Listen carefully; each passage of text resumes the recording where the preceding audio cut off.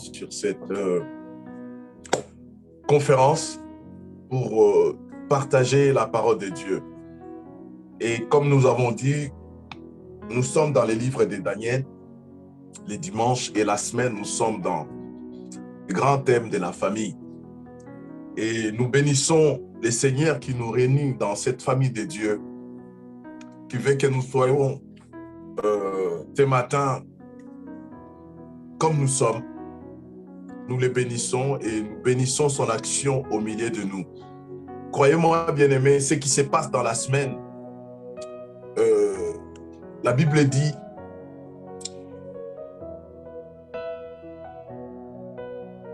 la puissance est dans la parole. Et cette parole est dans la bouche. Tout est au pouvoir de la langue. Je fais juste une transcription.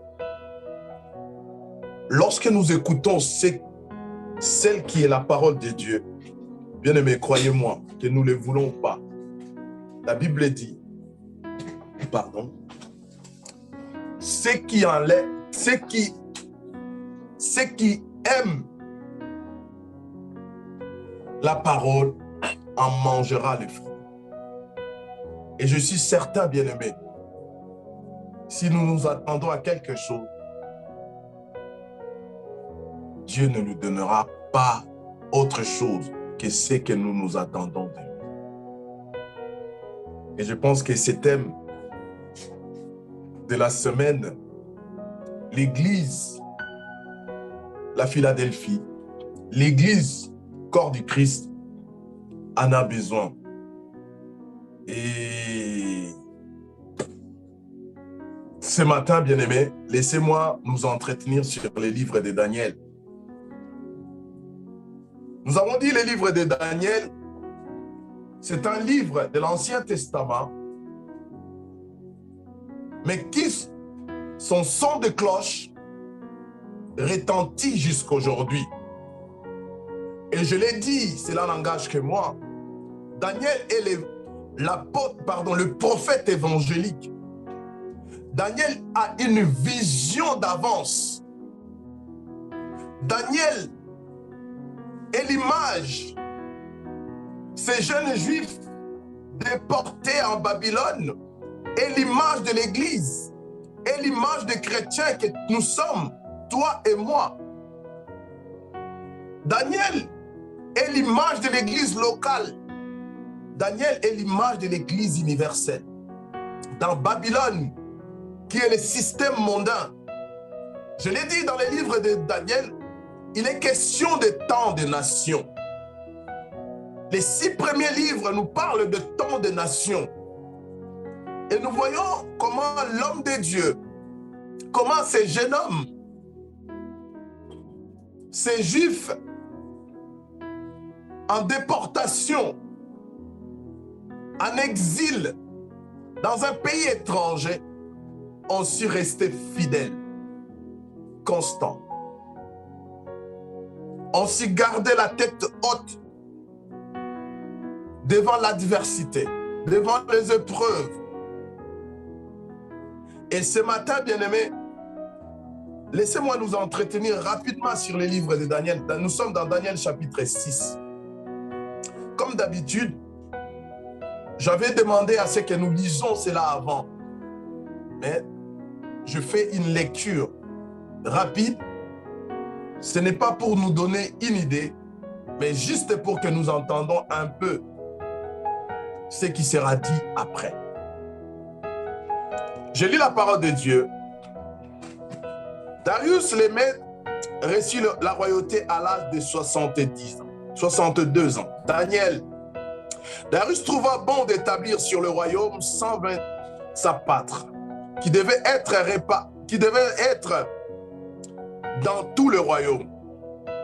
Il mit à leur tête 3 chefs. L'un d'eux était Daniel, à qui ces sapâtres devraient rendre compte afin que le roi ne subisse aucun tort. Daniel lui-même surpassait les chefs et les sapâtres parce qu'il avait en lui un esprit supérieur. Et le roi pensait à l'établir sur tout le royaume. Alors, Les chefs et les sapâtres cherchèrent un motif pour accuser Daniel en ce qui concernait les affaires du royaume. Mais ils ne purent trouver aucune occasion ni aucune erreur parce qu'il était fidèle. Et qu'on ne trouvait chez lui ni négligence ni erreur. Alors ces hommes dirent, nous trouverons aucun motif contre Daniel, à moins que nous en trouvions un dans la loi de son Dieu. Puis ses chefs et ses sapâtres se rendirent tumultueusement auprès du roi et lui parlèrent ainsi. Ô roi Darius, vis à jamais. Tous les chefs du royaume, les intendants, les sapâtres, les conseillers et les gouverneurs sont d'avis que soit publié un édit royal et que soit mise en vigueur cette interdiction. Quiconque dans l'espace de 30 jours adressera des prières à quelque dieu ou à quelques hommes, excepté à toi, excusez-moi, ô roi, sera jeté dans la fosse au lion. Maintenant, ô roi, confirme l'interdiction et signe les décrets afin qu'ils soient irrévocables selon la loi des Mèdes et des Perses qui ne peuvent être abrogés. Là-dessus, le roi Darius signa les décrets et l'interdiction. Lorsque Daniel sut que les décrets étaient signés, il monta dans sa maison où les fenêtres étaient ouvertes dans la direction de Jérusalem et 3 fois par jour, il se mettait à genoux et il priait et louait son Dieu comme il le faisait auparavant. Alors ces hommes entrèrent tumultueusement et trouvèrent Daniel qui suppliait et invoquait son Dieu. Puis ils allèrent trouver le roi et lui parlaient de l'interdiction royale. N'as-tu pas signé une interdiction portant que quiconque, dans l'espace de 30 jours, adresserait des prières à quelque dieu ou à quelques hommes, excepté à toi, ô roi, serait jeté dans la fosse au lion? Le roi répondit, la chose est certaine, selon la loi des Mèdes et des Perses, qui ne peut être abrogée. Ils prirent de nouveau la parole et dirent, ô roi Daniel, l'un des déportés de Juda, n'a tenu aucun compte de toi, ô roi, ni l'interdiction que tu as signée, et il fait sa prière 3 fois par jour. Le roi fut très affligé quand il interdit cela. Quand il a interdit cela, il prit à cœur de délivrer Daniel. Et jusqu'au coucher du soleil, il s'efforça de les délivrer.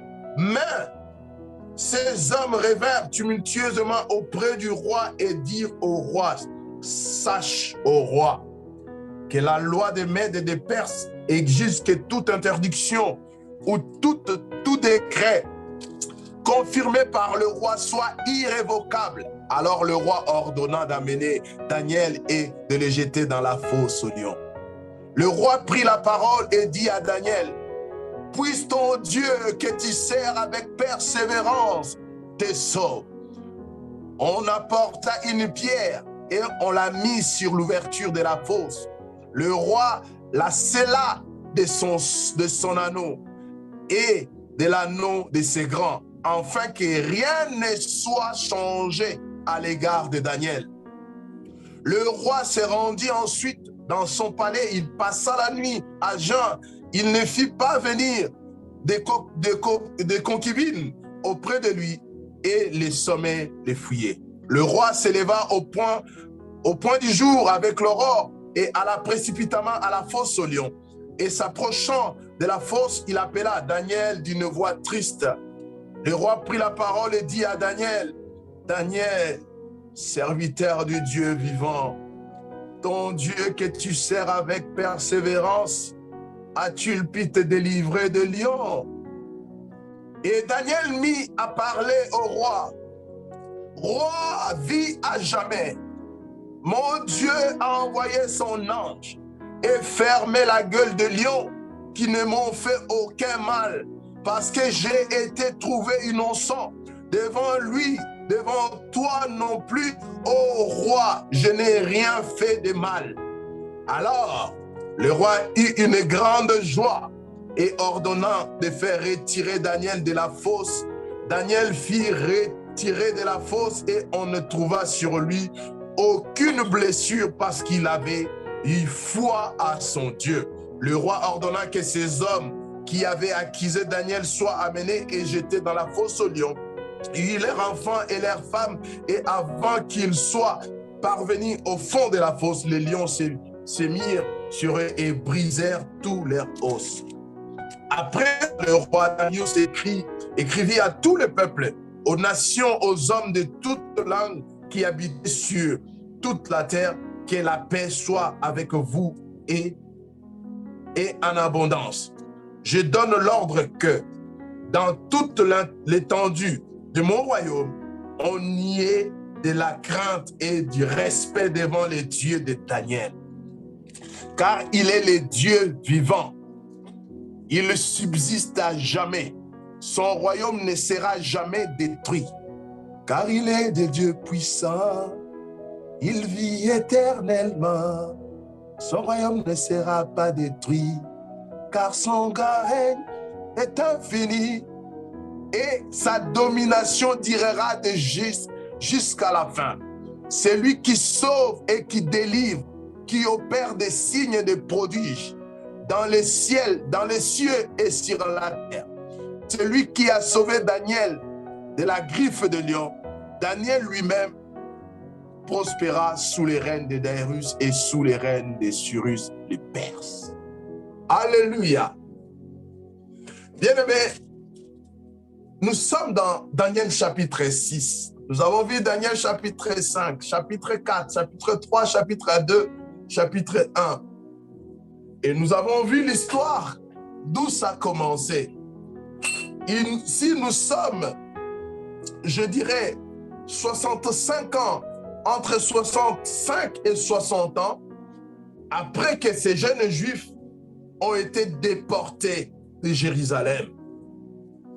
Et Daniel, il se retrouve, après qu'il a parlé au roi Belshazzar, sur la fin de son royaume.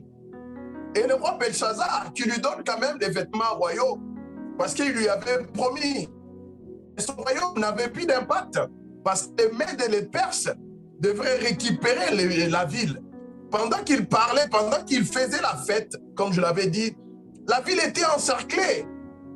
Et ce roi, il était sûr de lui. Il savait que, bon, je vais mettre fin à cette bataille, ces Mèdes et Perses, je vais les chasser quand même. Je suis un roi et mon royaume est grand, puissant. Comme vous le savez, Dieu a vanté le royaume de Nabuchodonosor et Belshazzar est juste le petit-fils de Nabuchodonosor. Donc, il a hérité d'un royaume puissant, un royaume prospère, un royaume grand. Et ce que le roi Belshazzar ne savait pas, c'est que son royaume avait pris fin. Dieu avait mis fin à son règne. Et quand Daniel traduit les mots qui avaient été écrits en face du chandelier, il prophétise, il dit que ton royaume, ton règne, a pris fin. Dieu a mis fin à ton royaume. Et je ne sais pas, peut-être par incrédulité, ce roi croyait, bon, les hommes de Dieu ont l'habitude de dire comme ça. Les hommes de Dieu, bon, des fois, pour faire un peu peur, ils disent des choses que Dieu ne leur a pas dit. Je ne pense pas que cela arrivera quand même. Je suis un grand roi, mon royaume ne peut pas finir comme ça du jour au lendemain. Mais c'est la chose qui s'est passée. Et dans Daniel 6, nous voyons le roi des Mèdes et des Perses qui récupère le royaume, qui récupère Babylone. Ils s'accaparent de Babylone et ils avaient à peu près une soixantaine de provinces. Et Babylone était comme une province aussi gouvernée par Darius, oui. Et les grands rois, c'était Cyrus. Parce que la Bible nous parlera de Cyrus, nous allons voir. Et Darius, il a nommé les responsables. Il a nommé les administrateurs, les gouverneurs et les intendants. Et parmi ces nominations, il y avait encore ces jeunes juifs, ces déportés, cet esclave, cet immigré aux yeux des gens, il n'avait aucun droit. Et il se trouve que cet immigré, cet déporté, cet esclave, occupe la 3e place dans Babylone. Et sa position, bien-aimé, a tissé de la haine, a tissé de la jalousie. Au gars, au vu de ces occupants, de ces gens qui sont venus pour occuper Babylone. Et ces gens-là se sont dit, mais écoutez, parce que nous savons dans la loi, lorsque vous faites l'école militaire, parmi les consignes qui sont données pendant un combat ou une bataille, lorsque vous gagnez une ville, il faut d'abord récupérer tous ceux qui sont dans l'administration, récupérer tous ceux qui sont dans la sécurité pour essayer d'avoir et l'administration et la sécurité de la ville entre vos mains. Et c'est ce qui avait été fait. Tous les dignitaires, tous les notables de Belshazzar, ils étaient arrêtés. Et même Daniel, mais il trouve grâce. Parce que, je pense, ils avaient les nouvelles, ils ont entendu quand même les nouvelles de ces Juifs, de ces Daniel, de ses compagnons. Et lorsque le roi arrive, Daniel, il trouve grâce. Il est parmi les notables de ces nouveaux rois qui arrivent. Et après quelques temps, les choses ne se sont pas passées du jour au lendemain. Après quelques temps, les amis de Daniel qui étaient autour de Daniel, ils ont constaté quelque chose. Que c'est Daniel-là, malgré qu'il est juif, malgré qu'il est déporté, malgré qu'il est esclave, malgré qu'il est immigré, mais il excellait. Il était différent. Il était différent. Et cela a suscité la haine, la jalousie. Et ces gens-là se sont concertés. Ils se sont dit non. Cet homme, nous avons cherché dans le travail, dans l'administration, en ce qui concerne les royaumes. Il est impeccable dans son travail. Il est toujours à l'heure. Il répond à tout. Il est impeccable. On ne peut pas l'accuser sur ça. Sur ça, oublions, cherchons autre chose. Et la chose qu'ils ont trouvée, ils ont dit, Daniel, il prie tous les jours. Mais ici, nous sommes à Babylone. Et les Babyloniens, et nous, les Mèdes et les Perses, nous avons nos dieux. Mais Daniel, lui, il ne prie pas notre Dieu. Il a son Dieu à lui. Qu'est-ce que nous allons faire? Il faudrait que nous lui trouvions quelque chose dans la loi de son Dieu. Et la chose que nous pouvons lui trouver dans la loi de son Dieu, c'est-à-dire, nous pensons que, c'est moi qui essaie d'expliquer, nous pensons que il a un rituel de prier 3 fois par jour. Alors, pour mettre fin à cela, nous allons voir le roi. Nous allons faire signer un édit au roi qui interdit à toute personne qui est sur l'espace qui contrôle le roi ne puisse prier un autre Dieu ou une autre personne si ce n'est que le roi. Donc, en quelque sorte, ils ont monté un coup pour élever ce roi au rang de Dieu pendant 1 mois. Et lorsqu'ils sont allés voir le roi était séduit par cette idée. Je ne pense pas que le roi était au courant que Daniel priait 3 fois par jour. Parce que lorsque nous sommes dans la lecture, nous voyons que le roi avait une sympathie à l'égard de Daniel. Le roi avait une appréciation, il avait une affection à l'égard de Daniel. Et lorsque le roi signe cet édit, Les collaborateurs de Daniel, ils se sont mis aux aguets. Ils surveillaient Daniel, ses faits et gestes. Et lorsqu'ils sont allés chez lui, ils l'ont surpris en train de prier, les fenêtres ouvertes. Et ils sont accourus pour aller voir le roi. Oh roi, n'est-ce pas, tu avais signé un édit, un décret, comme quoi tout celui qui priera pendant 1 mois, un autre Dieu sera jeté dans la fosse. Le roi dit certainement. Oh roi, nous sommes allés chez ces juifs-là, cet immigré-là, ces chrétiens-là, cet évangélique-là. Et nous l'avons trouvé en train de prier 3 fois par jour. En plus, chose grave, il ouvre les fenêtres pour te provoquer. Et sur le coup, la Bible dit, le roi a tout fait pour éviter la fosse au lion à Daniel. Mais le roi était coincé par sa propre loi. Il était coincé par sa propre signature. C'est comme ce qui était écrit sur la croix de Jésus lorsqu'il est crucifié. Comme quoi, ce qui est écrit est écrit. Et il n'avait pas le choix. On l'amène à Daniel. Il accompagne Daniel. Il dit, Daniel, je ne peux rien. Puisque ton Dieu que tu sers avec persévérance te délivrait de la gueule du lion. Mais moi, roi, je ne peux rien. La loi reste la loi. Daniel est jeté dans la fosse au lion. La Bible dit, le roi n'a pas fermé l'œil. De bonne heure, il descend devant la fosse. Il parle tristement. Et Daniel qui lui répond avec vigueur. Ô roi, vis à jamais.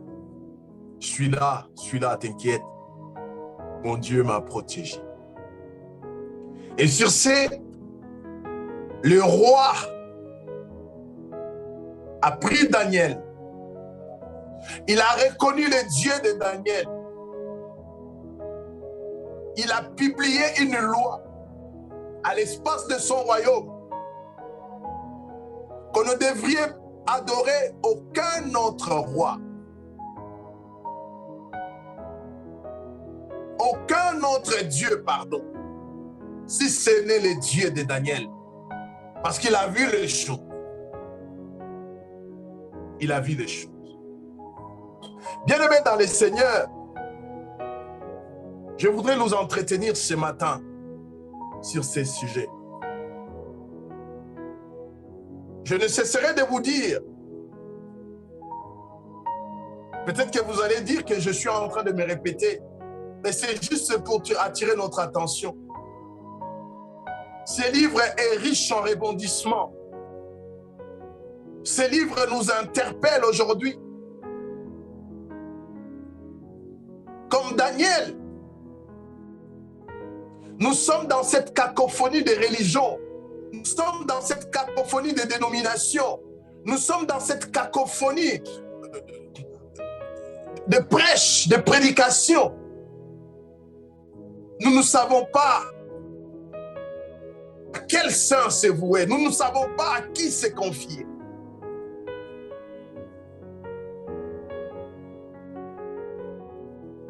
Nous sommes dans un monde où même dans notre travail, même à l'église, la jalousie bat son plein. La méchanceté gratuite. La haine gratuite. L'un va haïr l'autre parce qu'il a la peau blanche. Parce qu'il a la peau noire. Parce qu'il est de l'Orient. Parce qu'il est de l'Afrique subsaharienne. La haine sans cause.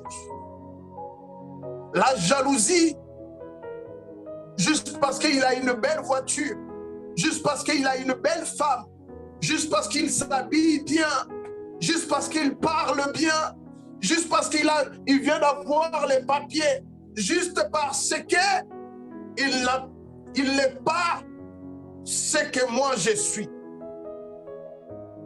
La jalousie. Ce qu'a vécu Daniel, bien-aimé, c'est d'actualité aujourd'hui. Peut-être que tu es là, tu vis la même chose. Tu te dis, je n'ai rien fait. Je ne connais même pas cette histoire. Mais ils ont comploté contre moi. Aujourd'hui, je me retrouve au chômage. Aujourd'hui, mon mariage chancelle.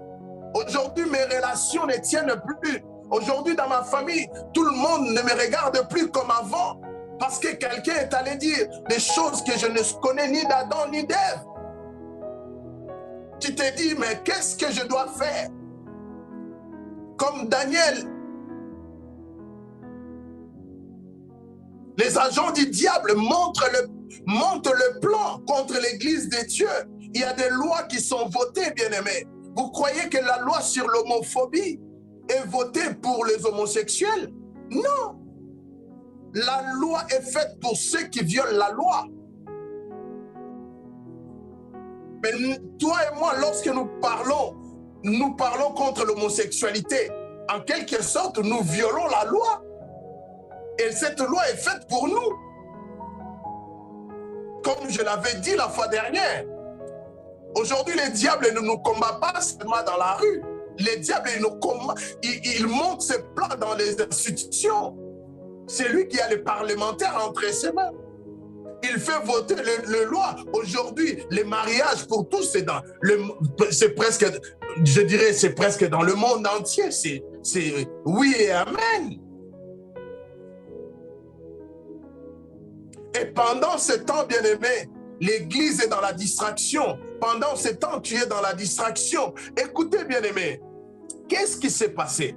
Dans Daniel chapitre 6, la Bible dit, Daniel lui-même surpassait les chefs et les sarpatras parce qu'il avait un esprit supérieur. Parce qu'il avait un esprit supérieur. Il les dépassait non pas parce qu'il avait une grande église, non pas parce qu'il s'habillait bien, non pas parce qu'il parlait en langue, surtout le parler en langue, bien aimé. Aujourd'hui, dans nos églises, le parler en langue, c'est le sommet des sommets. Lorsque tu parles en langue, bien aimé, tu as atteint le sommet de la spiritualité.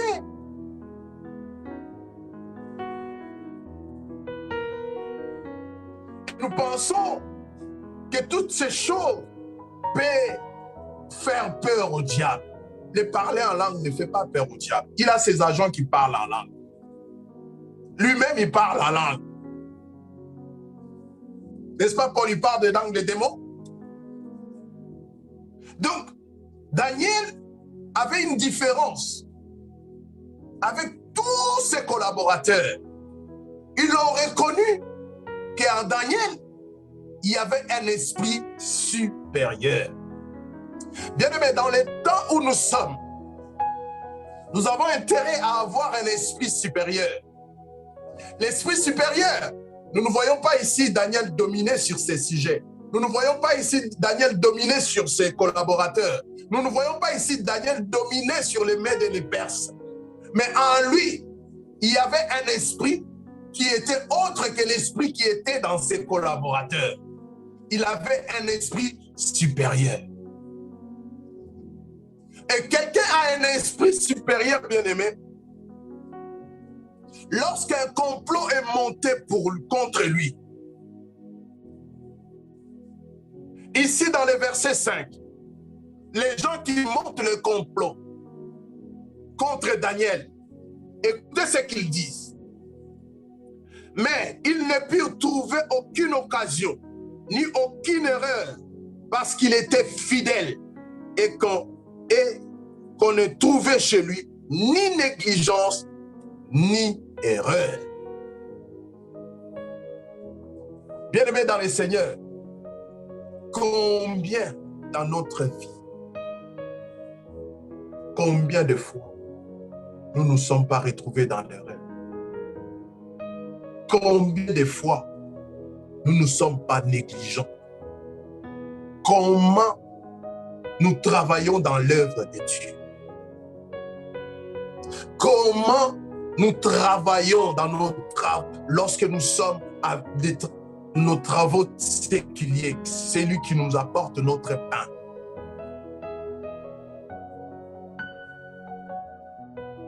Je ne parle pas seulement de l'œuvre du Seigneur. Daniel, il était dans l'œuvre du Seigneur et il était dans l'administration.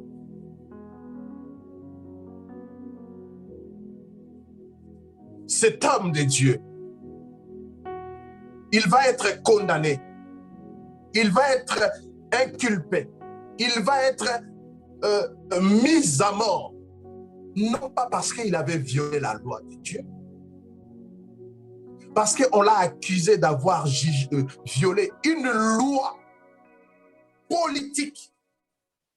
Il est condamné non pas sur le plan spirituel ou ecclésiastique, mais il est condamné par la loi qui est votée par les politiques. C'est de même Jésus bien-aimé. Lorsque vous lisez dans Luc 24 ou 27, oui, vous verrez, Luc 27, 24, je crois, Jésus a été condamné, soi-disant parce qu'il a désobéi à la loi. Et pour Daniel, c'est pareil, bien-aimé. Je voudrais dire à quelqu'un, bien-aimé, il faudrait que nous soyons modèles, non pas seulement à l'église, mais là où nous sommes, dans la cité, à la maison, dans la famille, au travail. Le diable sait que tu jeûnes 3 fois, tu pries 3 fois, tu chantes comme tu veux. Et il sait qu'il ne va pas te trouver là-bas. Il va te trouver où? Au travail. Quand on te donne le travail, est-ce que tu accomplis ton travail comme il faut? Toi, tu vas travailler. Il y en a, je dis, par connaissance des causes. Surtout les gens qui font le ménage. Tu es engagé pour 4 heures, mais tu arrives, tu passes juste la poussière, tu passes l'aspirateur vite fait, 2 heures.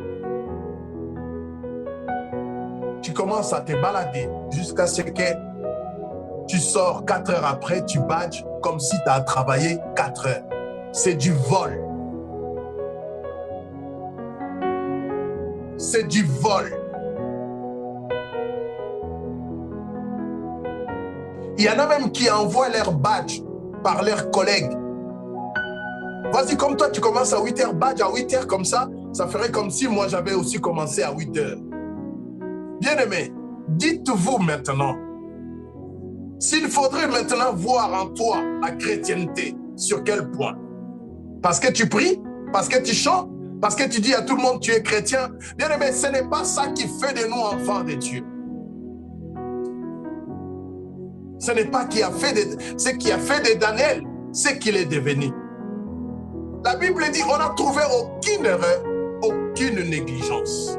Voilà pourquoi ils sont allés les piéger dans la loi de son Dieu, pas dans la parole. Ils sont allés contrecarrer son activité spirituelle pour lui pousser à la faute. Mais nous, certains parmi nous, moi y compris, le diable n'a pas à faire toutes ces manœuvres.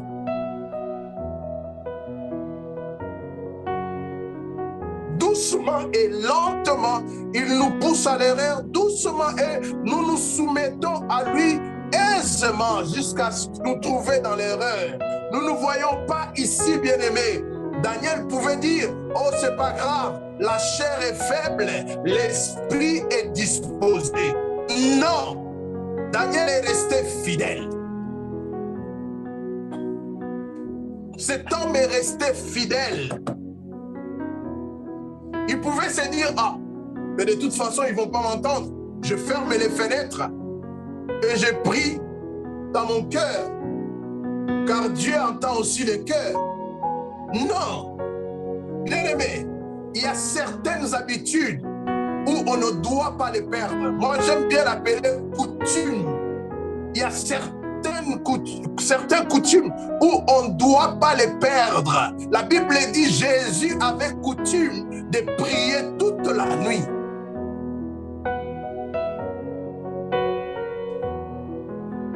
Mais nous, on nous a dit que la coutume, c'est de la sorcellerie. Non, il y a certaines pratiques qu'on ne doit pas abolir, quelle que soit la loi. La Bible dit, vaut mieux obéir à Dieu que les hommes. Lorsque la loi des hommes commence à enfreindre la loi de Dieu, place-toi du côté de la loi de Dieu et obéis à Dieu, bien-aimé. Quoi qu'il arrive, Dieu saura te justifier. Quoi qu'il arrive, Dieu saura te défendre parce qu'il sait défendre sa cause. Il est Dieu et personne n'est au-dessus de Dieu. Cet homme va se retrouver dans la fosse au lion. Bien-aimé, ce chapitre 6, cette pratique de Daniel, nous devions prier pour avoir l'attitude de Daniel.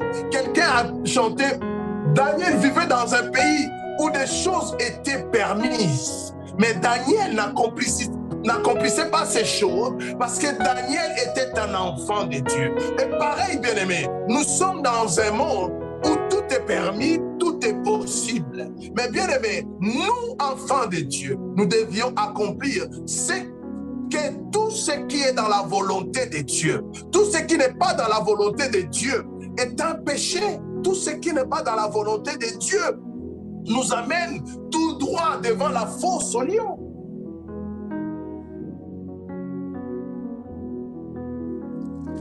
Et ces hommes ont formaté leur plan. Et quand le roi a signé les décrets, au verset 9,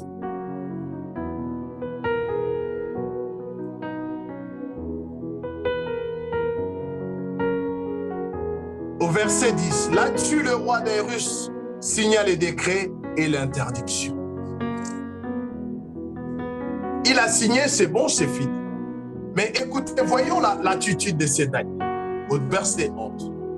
Lorsque Daniel sut que les décrets étaient signés, il monta dans sa maison où les fenêtres étaient ouvertes dans la direction de Jérusalem. Et 3 fois par jour, il se mettait à genoux, il priait et louait son Dieu comme il faisait auparavant. Les décrets du roi, l'interdiction n'a pas changé la vie de Daniel. Aujourd'hui, le confinement, aujourd'hui, cette pandémie de coronavirus a changé beaucoup d'enfants de Dieu. On a beaucoup plus le temps, mais on n'a pas le temps d'étudier la parole. On a beaucoup plus le temps, mais on n'a pas le temps de prier. Je l'ai dit à moi, surtout la prière. On a beaucoup plus de temps, mais on n'a pas le temps de participer à des réunions, même par vidéoconférence. La preuve. Mais cet homme, il n'a pas perdu son habitude. Il est allé dans sa maison et il a fait comme il faisait d'habitude. Bien aimé, il y a des habitudes, il y a des coutumes qui ne sont pas mauvaises.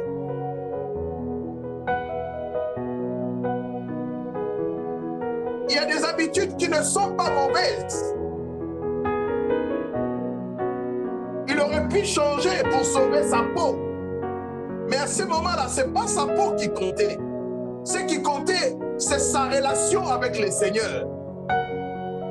À ce moment où les lois, à ce moment où le monde change les choses, qu'est-ce qui compte? Est-ce que c'est notre position sociale? Est-ce que c'est notre vie dans la société? Ou c'est notre relation avec le Seigneur?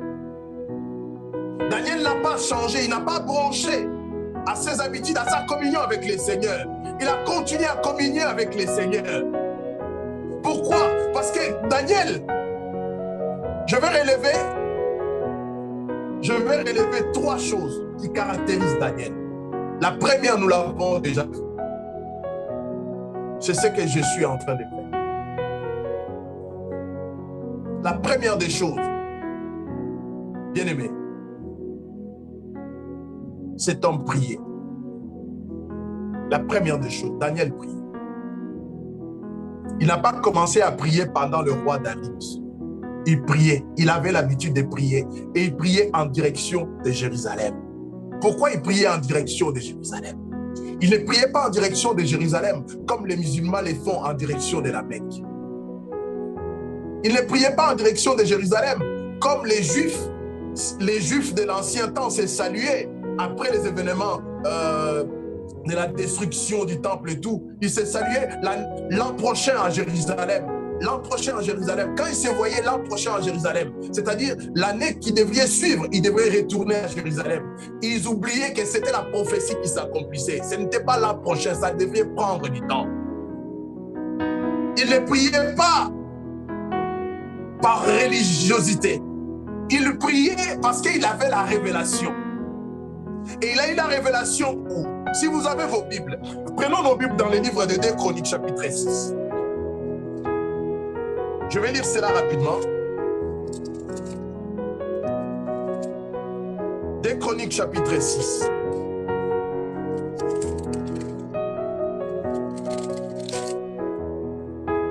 À partir du verset 36.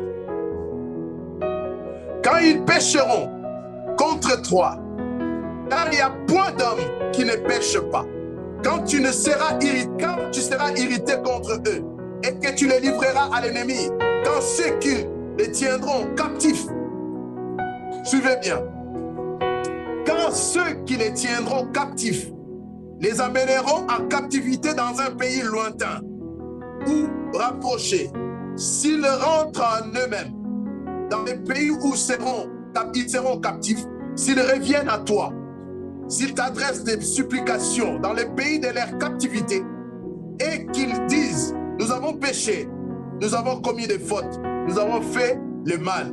S'ils reviennent à toi de tout leur cœur et de toute leur âme, si dans les pays de leur captivité où on les a amenés captifs, ils te prieront en direction.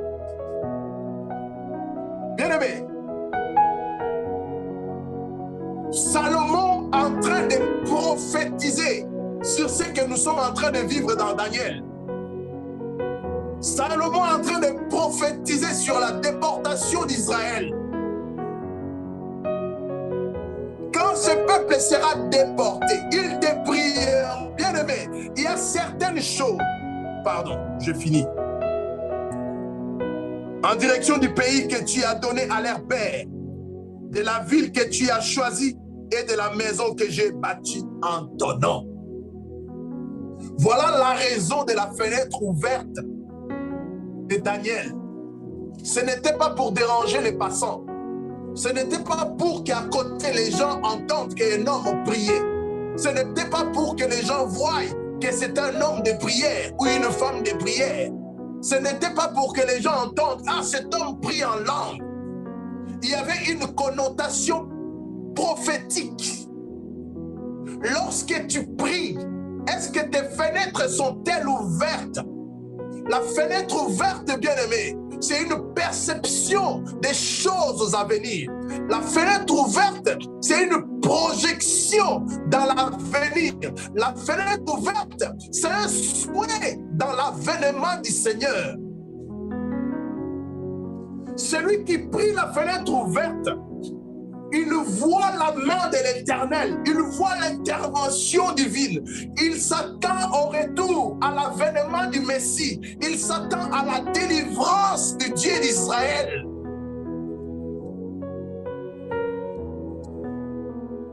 Quelqu'un avait dédicacé. Ce n'est pas comme ce qui se passe dans notre pays. Arrêtons les bêtises. Salomon n'a pas lu un discours. Il a dit ce qui était dans son cœur, le vœu de son cœur. Il connaissait les dieux de son père David.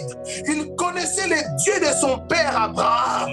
Il connaissait, il savait que ce Dieu-là avait prédit des choses et ces choses devraient s'accomplir. Il n'a pas été informé comme ça. Il avait dans son cœur. Qu'est-ce que tu as dans ton cœur? Qu'est-ce que ton Dieu t'a dit par rapport aux événements qui vont venir? qu'est-ce que ton Dieu te dit? Qu'est-ce qu'il te dit?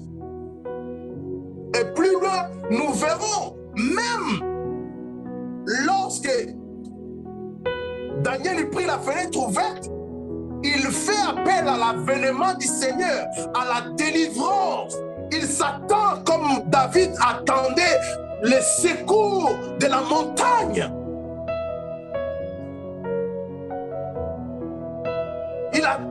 Il attend, il est captif à Babylone. Qui me délivrera à Babylone?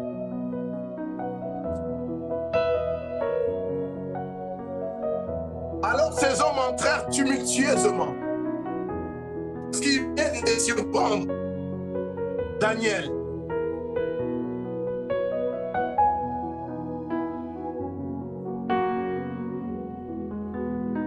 Ils vont l'accuser.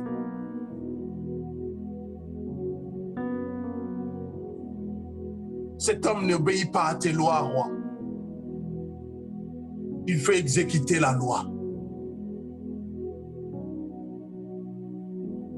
La loi est dure. La loi tombe sur tout le monde qui viole la loi.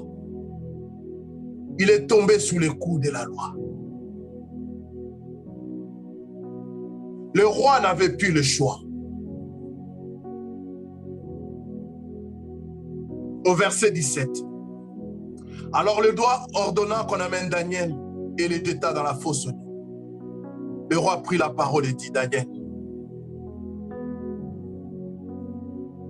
oui, bien-aimé, ce roi, personne ne me dira le contraire, ce roi aimait Daniel. Lorsque vous lisez ici, qu'est-ce que la Bible dit?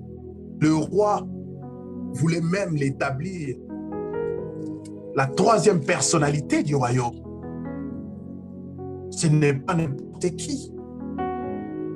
Après le roi, après Darius, c'était Daniel. Vous ne direz pas que ce roi ne l'aimait pas. Mais le roi était devant un fait accompli. Sur le plan prophétique, bien-aimé, c'est ce qui s'est passé dans le jardin. Les jours où vous en mangerez, vous mourrez. C'est là où le cœur de Dieu a saigné. Il n'avait pas le choix. Il ne pouvait pas violer sa loi. Parce que l'homme venait de désobéir à sa loi. Il n'avait pas le choix. Il n'avait pas le choix. Daniel, j'ai tout fait. Mais ma signature me bloque. Mais je sais une chose. J'ai entendu tes trois compagnons. Que ton Dieu que tu sers avec persévérance, bien-aimé dans le Seigneur, je voudrais dire à quelqu'un que les actes parlent plus que le mot dans ta vie. Que les actes te réclament comme enfant de Dieu. Au lieu que toi-même tu te réclames enfant de Dieu. Que tes actes prouvent et montrent que tu es réellement enfant de Dieu. Telle est ma prière pour moi, Léon. Que mes actes parlent plus que mes paroles. Daniel n'a pas revendiqué son appartenance judaïque. Il n'a pas revendiqué ces 3 jours de prière.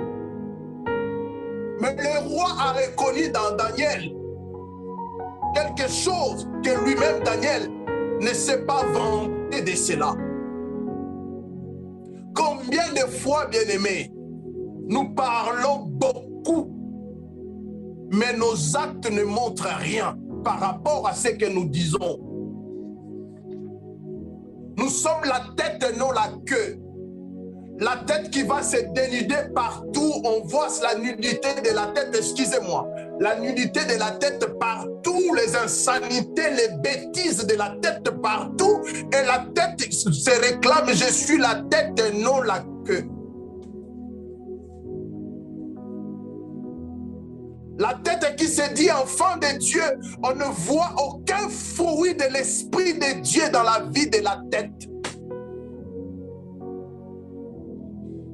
On est excellent lorsqu'on vole l'État, on vole les impôts, on vole la TVA, on vole tout. On est excellent.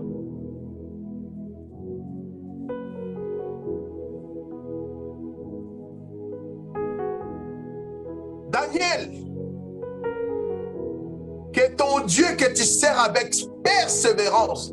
Bien-aimé, la persévérance ne veut pas dire l'insistance sur ce point. La persévérance dont parle le roi à ce moment, c'est la loyauté, c'est la fidélité, c'est la constance.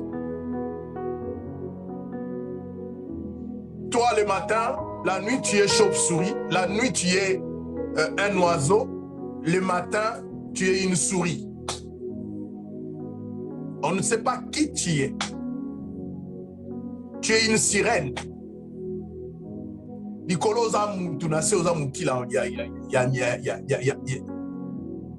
comment on dit, Yambis. Tu es une sirène, enfant de Dieu. Mais ce roi, il n'était pas chrétien. Il a reconnu que dans Daniel, il y avait quelque chose de différent. Va. Je voudrais dire à quelqu'un, la Bible dit dans 1 Corinthiens 10, 13, il n'y a aucune tentation qui vous soit survenue et qui soit au-delà de votre force. Dans toute épreuve, dans toute tentation, dans toute circonstance, dans toute situation difficile, Dieu a prévu un moyen par lequel il vous sortira et vous sortirez vainqueur. Ainsi dit le Seigneur. Parce que cet homme est resté fidèle.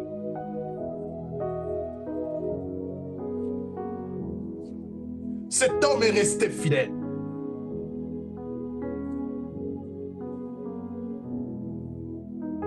Qu'est-ce que nous voyons, bien-aimés? Le roi qui retourne chez lui. Le roi. Makila Nzambe Basimba Angoti.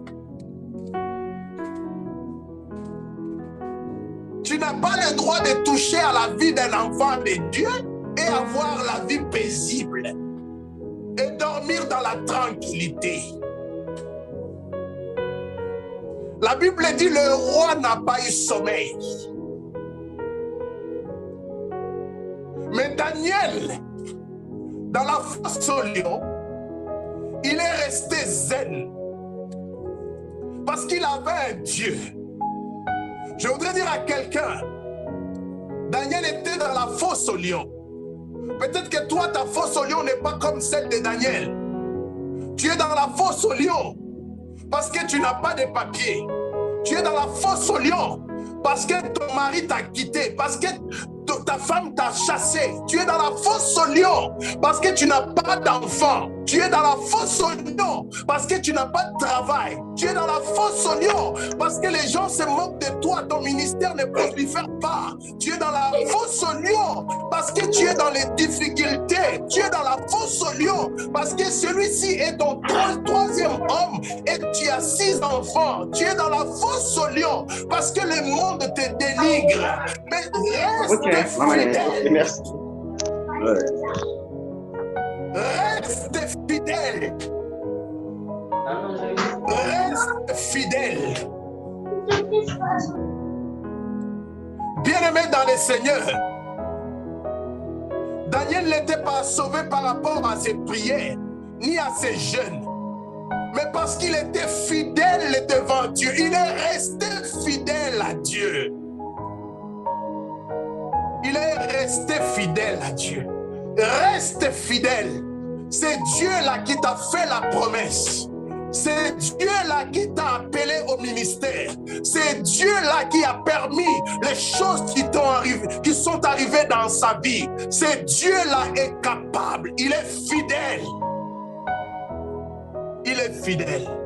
il te sortira de cette situation sain et sauf, sain et sauf, parce que c'est lui qui l'a permis, pour que le monde, ce roi l'a glorifié à la fin. Lorsqu'il s'approche devant la fosse, bien-aimé, vous savez, il s'est passé la même chose. Lorsque nous lisons dans les évangiles, les Romains ont dit, prenez soin surtout que ses disciples ne viennent pas voler son corps la nuit et pour qu'il nous fasse croire comme quoi il a ressuscité. Scellez la tombe avec une pierre et devant la tombe, mettez une garde. Mettez une garde. Bien-aimé, peut-être ta situation semble impossible parce qu'il y a une pierre, il y a une impossibilité. Tu as atteint la ménopause, c'est fini. Tu as épuisé toutes les voies de recours, c'est fini. Tu t'es dit, l'âge avance. Le Seigneur m'avait dit que je le servirais, mais je ne vois pas les choses venir.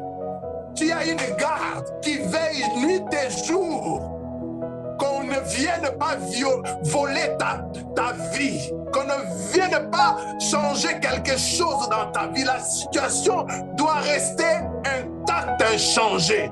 Mais laisse-moi te dire une chose. La Bible dit, rien n'est impossible à Dieu. Ce qu'il a dit, le troisième jour, comme il est Dieu, il ne viole pas sa parole. Et le troisième jour, sa parole s'est accomplie d'elle-même. Sans effort. Et cet homme est sorti de la tombe. Comme Daniel est sorti de la fosse au lion. Sors. Viens, Daniel. Viens, vérifier. Est-ce qu'il n'a pas des égratignures? Non, roi. Est-ce que as-tu un Dieu? Arrête de prier Dieu de Daniel. Est-ce que toi, tu as un Dieu?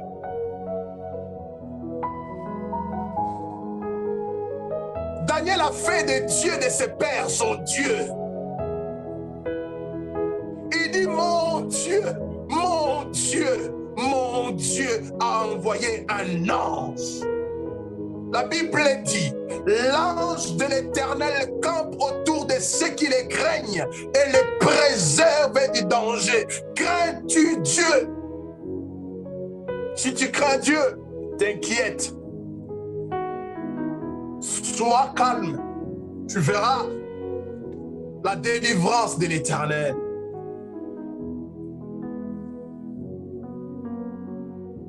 Mais Dieu a envoyé son ange. Alors le roi eut une grande joie et ordonna de faire retirer Daniel dans la fosse. Et ne trouva de lui aucune blessure. Bien-aimé, je relevais 3 choses, j'ai dit sur Daniel. La première des choses, c'est la prière. La deuxième des choses, excusez-moi de le trouver,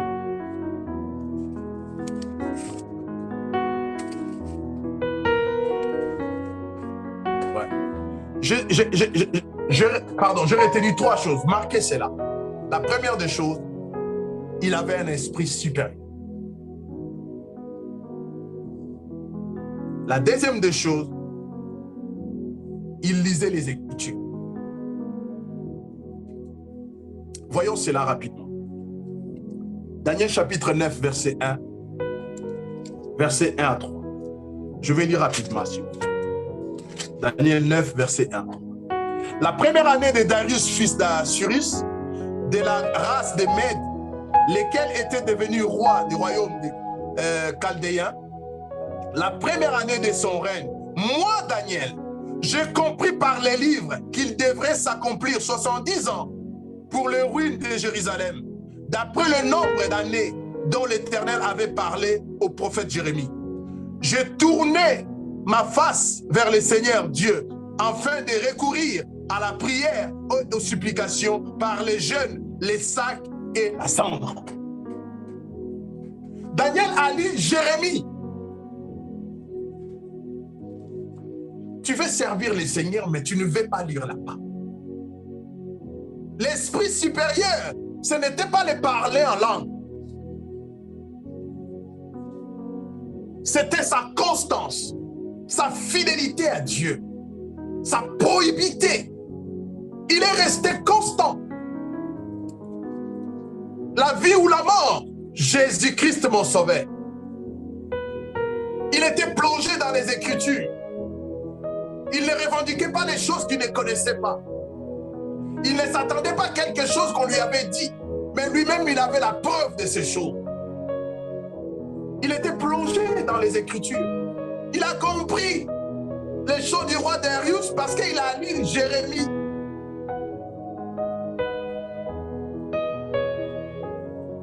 Il était dans la prière. Daniel 6, 11. Daniel 9, 3. Il était dans la prière. Il n'était pas un homme qui était dans tous les plateaux de télé pour débattre sur tel sujet, pour parler de tout et n'importe quoi. Il était dans la prière, il était dans la méditation et il avait un esprit supérieur. Il avait un esprit supérieur, bien-aimé. C'était dans l'ancien temps. Mais dans notre temps où le Saint-Esprit est venu habiter en nous, on ne voit pas les gens qui distinguent par l'esprit supérieur. On dit seulement, j'ai l'esprit supérieur, rempli d'orgueil. Daniel n'était pas orgueilleux. Il n'était pas orgueilleux. La Bible dit, il rentrait chez lui. Chez lui où il habitait chez lui. Modestement.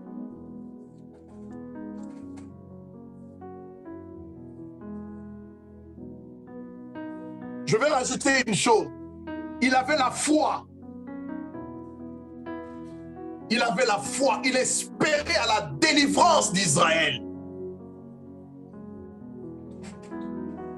Voilà pourquoi il priait en direction d'Israël. Aujourd'hui, l'Église a peur de la fin du monde. L'Église a peur de l'avènement de Jésus. Bien aimé, la délivrance de l'épouse ne se fera que par l'avènement de l'époux. La Bible dit, celui qui entend ces choses dise, Amen, viens l'époux. Mais nous avons peur. Nous avons peur, rien compris.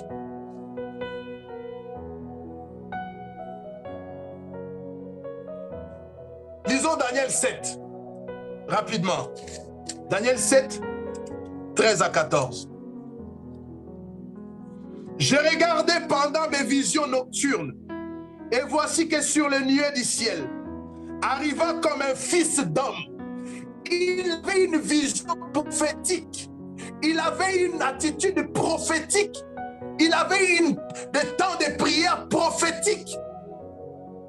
Il voyait sur les nuées arriver comme un fils d'homme. Il s'avança vers l'ancien des jours et on le fit approcher de lui. On lui donna la domination. C'est ce qu'Ésaïe nous dit. La domination se reposera sur ses épaules. L'honneur et la royauté. Et tout le peuple, les nations, les hommes de toute langue, les serviteurs. Sa domination est une domination éternelle qui se passera, qui ne passera pas. Et sa royauté ne sera jamais détruite. Daniel avait une perception des choses à venir. Daniel, il attendait le Messie. Qu'attends-tu aujourd'hui? Quelqu'un me dit, mais toi aussi ces derniers temps, tu nous remplis trop des enseignements scatologiques. Je ne suis pas prophète de malheur. Je ne suis pas fataliste. Bien-aimé, la Bible ne nous interdit pas de vivre. La Bible ne nous interdit pas de vivre. D'ailleurs, pour servir le Seigneur, nous devions vivre. Mais celui qui vit comme tu vis. La Bible est le seul livre, permettez-moi de dire ainsi, de toutes les religions, qui permet au jeune homme de mener sa vie comme il attend la mener, mais de se préparer à la rencontre du Seigneur. Vivons, faisons des projets, réalisons nos projets, vivons heureux avec nos femmes, nos enfants, nos familles, avec nos frères, nos sœurs. Vivons heureux, mais regardons vers le futur. La terre, ce n'est pas ton pays éternel. Nous sommes passagers. Profitons de la vie en attendant les choses à venir. Daniel n'était pas n'importe qui. Daniel n'était pas n'importe qui. Il était troisième personnalité du royaume. Il vivait. Mais il avait une perception des choses à venir. Il avait un œil vers d'où viendra la délivrance. Oh, Église de Dieu. Aujourd'hui, je pense que nous avons beaucoup plus de retour du Seigneur que d'exceller, que de prospérer, que de faire des choses de foi. On ne vivra jamais. Mais je dis, j'insiste, faisons des projets, vivons. Malgré cette pandémie qui vient de nous enfermer, si le temps était encore bon, voyageons, faisons-nous plaisir avec nos familles, nos enfants, nos foyers, mais en gardant un œil vers les choses à venir. Vers les choses à venir. Les événements qui se passent au Moyen-Orient, les événements qui se passent dans le monde bien-aimé, doivent tirer la sonnette d'alarme. On ne doit pas regarder ces événements seulement comme si les temps étaient déjà ou non. Voyons ces événements comme une horloge. Que ces événements nous préparent, que ces événements nous amènent à mettre nos vies en règle avec Dieu. Bien-aimé, quand ta vie est en règle avec Dieu, vis. Vis. Si tu as l'argent, achète-toi de belles voitures. Si tu as l'argent, achète-toi des maisons. Vis pendant que ta vie est en règle avec Dieu. Mais si tel n'est pas le cas, commence d'abord par faire la paix avec Dieu. Commence d'abord à régler ton éternité avec Dieu. Après, tu pourras vivre. Tu pourras vivre. La vie abondance, c'est sur cette terre. Et lorsque nous serons dans la félicité. J'avais beaucoup de choses à dire, mais je pense que je dois m'arrêter là pour la vidéo. Sinon, on ne pourra pas la charger. Je verrai peut-être les dimanches prochains, j'introduirai mon message avec la fin de ces messages. Parce qu'il y avait encore beaucoup de choses à dire. Et si je peux donner un thème à mon message, je dirais que la fidélité vaut plus que l'attachement religieux. Daniel ne s'était pas attaché à une religion. Si c'était une religion, on n'allait pas les déranger. Mais la relation que Daniel avait avec son Seigneur, c'est cette relation qui les dérangeait. Il avait un esprit supérieur. Avoir un esprit supérieur, c'est se soumettre à la volonté de Dieu. Avoir un esprit supérieur, c'est faire que la volonté de Dieu prône sur ta volonté. Je vous aime beaucoup. Est-ce que le Saint-Esprit fasse son travail dans nos cœurs? Nous avons besoin d'un changement. Pendant que le monde est en train de pourrir, restons fidèles à Dieu. Nous avons fini la partie historique de Daniel. Bien-aimé, du début à la fin, nous avons vu comment ces jeunes hommes, avec ses 3 compagnons, ont été fidèles à Dieu. J'ai essayé de faire la synthèse du 6 premiers livres. Je ne vis que la fidélité à Dieu. Ils étaient fidèles à Dieu. Ils savaient à qui ils avaient cru. Ils savaient en qui ils avaient cru. Et ils sont restés fidèles. Pendant que le monde va s'écrouler, pendant que le monde va crier paix et sûreté, restons fidèles à Dieu. Restons constants. Il faudrait avoir la probité morale, spirituelle, physique. Que notre Dieu nous bénisse. Papa, bénis ton Église et bénis ta parole dans nos cœurs. Au nom de Jésus. Amen.